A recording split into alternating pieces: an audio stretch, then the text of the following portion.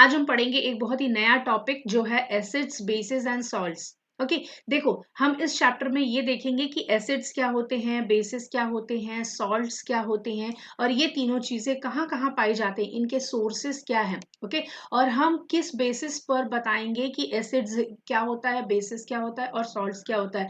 Basis यानी कि हम इन तीनों को एक दूसरे से डिफ्रेंशिएट कैसे करेंगे, इन तीनों को एक दूसरे से अलग कैसे हैं, ये कैसे बताएंगे। ओके, इसके लिए बहुत सारे टेस्ट परफॉर्म करने होते हैं जो कि हम आगे देखेंगे। ओके, और इनके जो टेस्ट होता है, इनका जो स्वाद होता है वो भी अलग अलग होता है, वो भी हम आगे चल के देखेंगे। ओके, तो ये सारी चीजें हम इस चैप्टर के अंदर डील करने वाले हैं ना।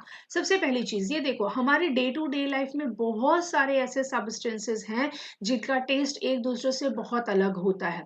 ओके, जैसे फॉर एग्जाम्पल फ्रूट्स और वेजिटेबल्स को ले लो। अगर आप लेमन को देखो, लेमन का टेस्ट कैसा होता है, सावर होता है, खट्टा होता है। टैमरिंड, टैमरिंड भी सावर होता है और खट्टा होता है, राइट। लेकिन लेमन की जो खटास है और जो टैमरिंड की खटास है, उन दोनों में बहुत फर्क है। अगर आपको लेमन और टैमरिंड दिया जाए, आप बता सकते हो कि ये लेमन है, नींबू है, और ये टैमरिंड यानी इमली है, राइट। बीइंग सावर, उनका जो टेस्ट है आपस में वो भी डिफरेंट है। ओके, कॉमन सॉल्ट, जो कॉमन सॉल्ट हम यूज करते हैं हमारे खाने में, नमक, ओके, वो उसका टेस्ट कैसा होता है, वो सॉल्टी होता है। शुगर मीठा होता है, विनेगर ये भी सावर होता है, खट्टा होता है, लेकिन इसका टेस्ट भी अपना एक अलग होता है, राइट। तो ऐसे बहुत सारे चीजें हैं, बहुत सारे सब्सटेंसेस हैं हमारे डे टू डे लाइफ में जो एक दूसरे से वैरी करती हैं on the basis of taste, on the basis of nature. Okay, देखो हम कुछ सब्सटेंसेस को देखते हैं। देखो ये कुछ एडिबल चीजें हैं, कुछ ऐसे सब्सटेंसेस है जो खाया जाता है, जो हम अपनी डे टू डे लाइफ में यूज करते हैं। इनका टेस्ट कैसा होता है, let us right this. Lemon juice का टेस्ट कैसा होगा, सावर होगा, खट्टा होगा, राइट। ऑरेंज जूस कैसा होगा, स्लाइटली सावर। ओके, कभी खट्टा भी होता है, मीठा भी होता है, लेकिन अगर संतरे मीठे होते हैं फिर भी उसके जूस में थोड़ी सी खटास होती है, तो आप इसको सावर लिखोगे या फिर यू कुड राइट स्लाइटली, हल्का खट्टा। ओके, विनेगर ये कैसा होता है, सिरका, विनेगर यानी सिरका, ये कैसा होता है, सावर।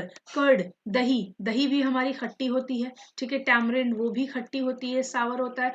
शुगर, ये स्वीट होता है, शुगर यानी कि चीनी कैसी होती है, मीठी होती है। आंवला ये कैसा होता है, सावर होता है, खट्टा होता है। बेकिंग सोडा ये कैसा होता है, ये बिटर होता है, बेकिंग सोडा कड़वा होता है, ठीक है।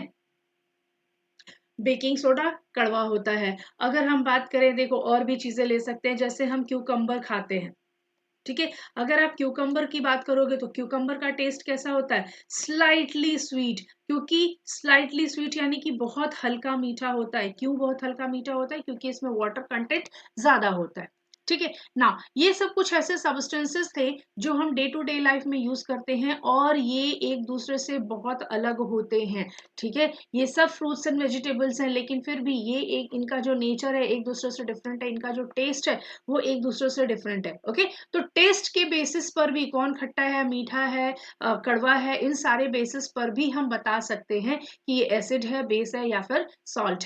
Okay, see let's see about acids and bases first. पहले एसिड और बेस को देखते हैं, ठीक है।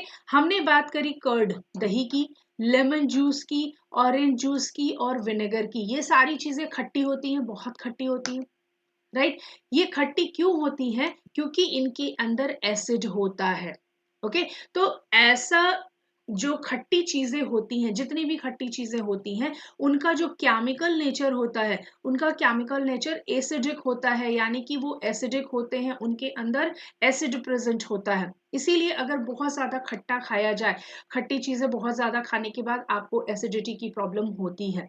ओके, अब ये जो वर्ड एसिड है, ये एक लैटिन वर्ड से लिया गया है, Latin word acer, which means sour, ठीक है।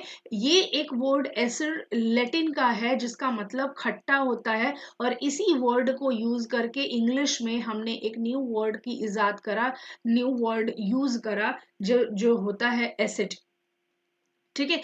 अब ये जितने भी एसिडिक सब्सटेंसेस हैं, they are the natural acids, they are the source of natural acids, जैसे कि लेमन जूस, विनेगर, टैमरिंड, ये सारे जो इन सब में एसिड्स प्रेजेंट होते हैं, इन सारे सब्सटेंसेस में ये नेचुरल एसिड्स होते हैं, यानी वो नेचर द्वारा बनाए गए एसिड हैं। ओके ना, बेसिस की बात करते हैं। बेसिस का जो टेस्ट होता है वो बिटर होता है, कड़वा होता है, ठीक है। बेसिस जितने भी है वो कड़वाहट वाले होंगे, उनका जो टेस्ट है वो कड़वा होगा।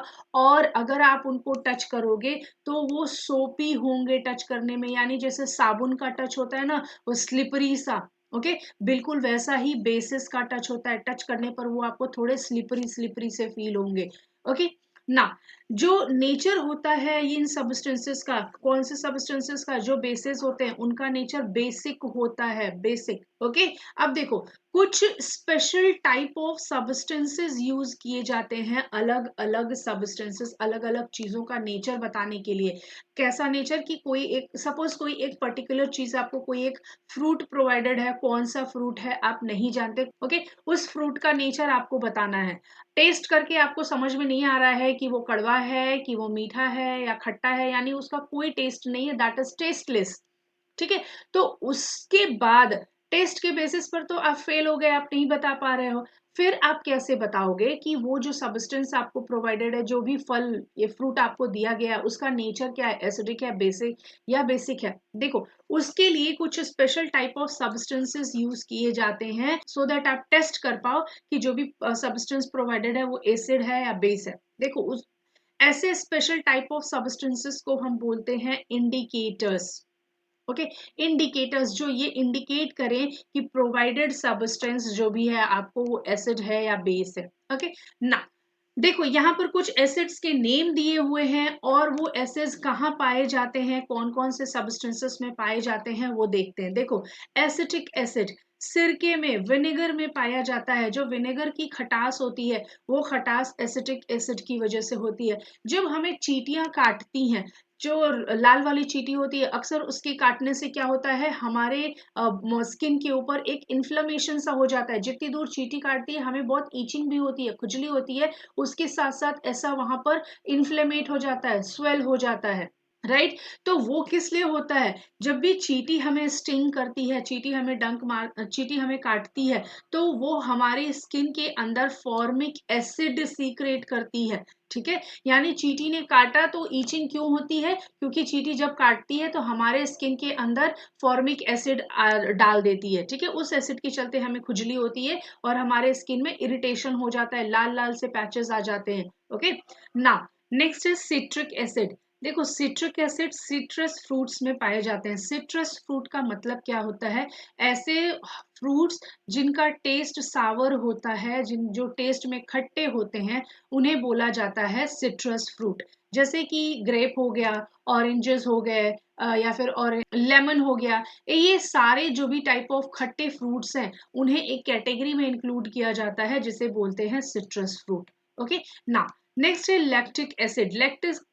लैक्टिक एसिड दही के अंदर, कर्ड के अंदर पाया जाता है। ओके ना, ऑक्सैलिक एसिड स्पिनच और टमेटो, पालक और टमाटर के अंदर भी एसिड होता है, और उस एसिड का नाम होता है ऑक्सैलिक एसिड। ठीक है ना, अगर हम बात करें आंवला की और सिट्रस फ्रूट्स, यानी फिर से खट्टे फ्रूट्स की, तो सारे खट्टे फ्रूट्स में एस्कॉर्बिक एसिड भी पाया जाता है, और एस्कॉर्बिक एसिड के साथ साथ सिट्रिक एसिड भी होता है।